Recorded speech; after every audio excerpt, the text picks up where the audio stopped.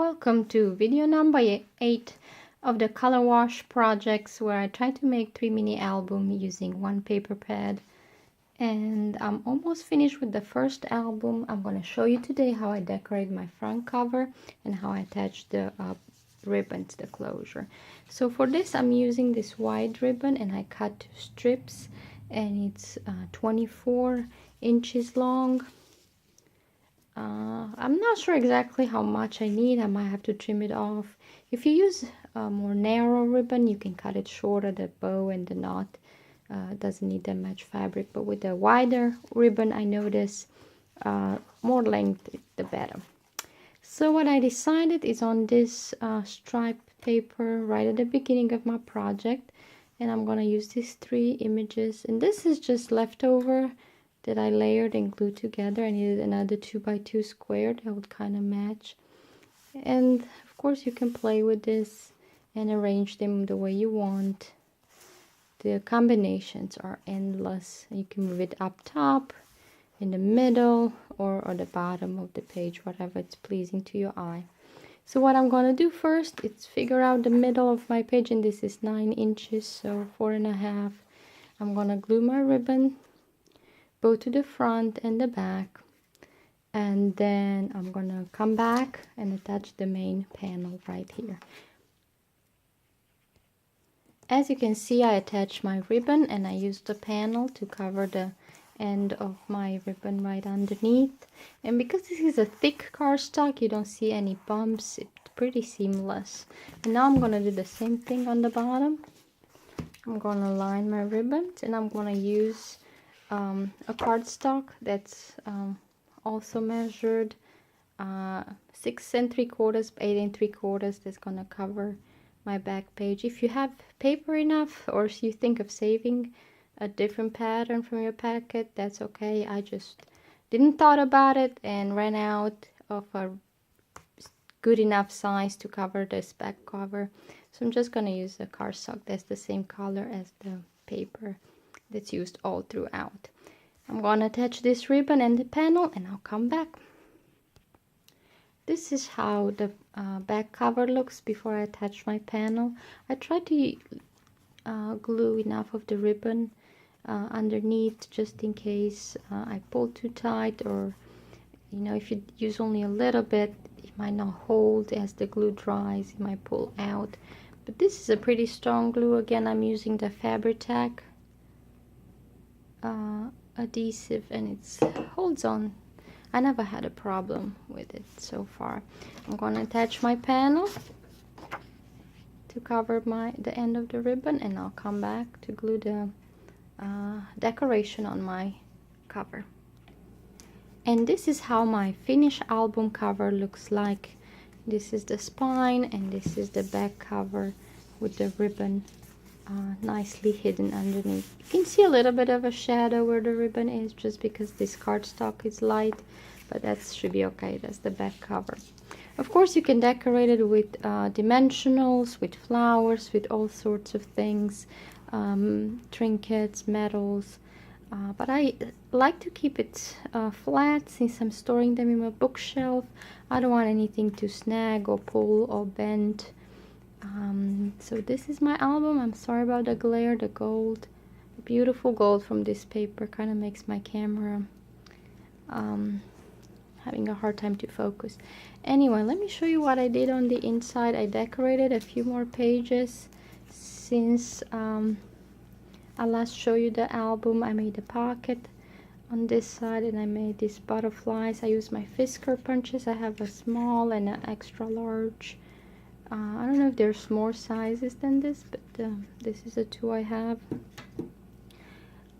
I use a lot of leftover paper. I use a full sheet. The one sheet I didn't know exactly what to do was this colorful one, so I ended up making this booklet with a pocket, and I was able to tuck extra paper in there. This page you've probably seen with the pocket here and the 2 small tags. I did quite a lot on this red and orange one. I had one card, and it had a always believe in yourself I wanted a shorter title, so it's okay to cut it out, especially if you think you're not gonna use the whole card. You can cut it out, use it as a title, whatever it fits. More tags. And for the inserts in the pocket, I came up with this file folder idea. I actually use a file folder as a template to cut out my tabs, and I tried to decorate them with leftover paper and make pockets for the many cards we had with this paper collection. This one, it's also a mishmash. I had all these strips. I'm not ready to throw them out yet, so I keep them in this small pocket. Maybe I'll use them later for something. Again, some of the butterflies, I figure out that if I layer them, they give me a nice effect.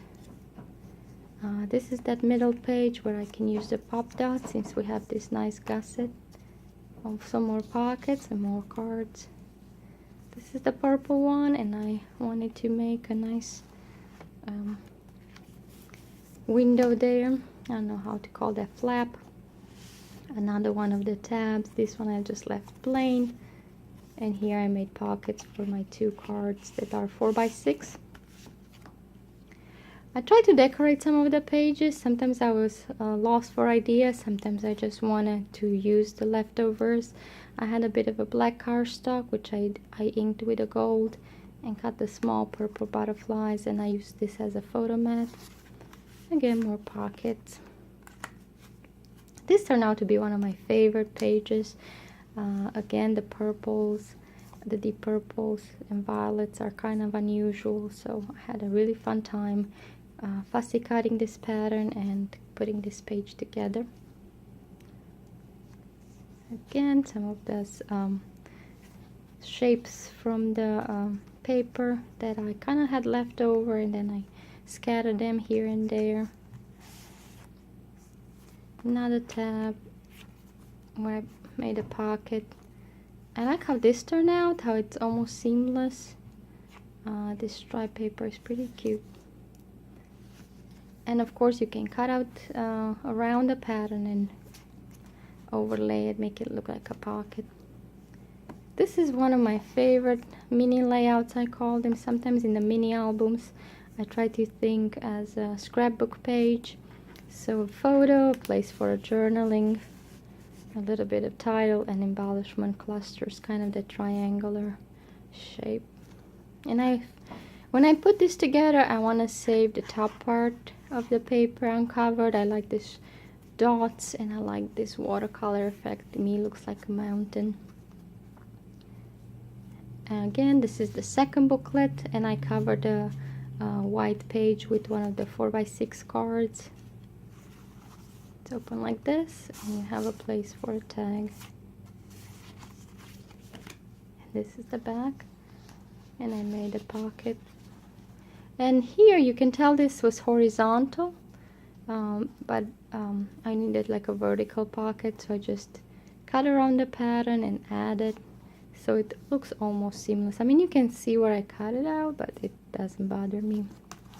And this is the last page with 2 tags and another layer butterfly, which I thought turned out pretty good. Thank you for watching video number 8. In video number 9 and 10, I plan to show you the finished black and white mini albums. So this was the white one we still have to decorate. And this is the black mini album. Need to figure out a page. Anyway, lots of work ahead, but stay tuned if you want to see what we can make with a color wash paper pad. Thank you so much.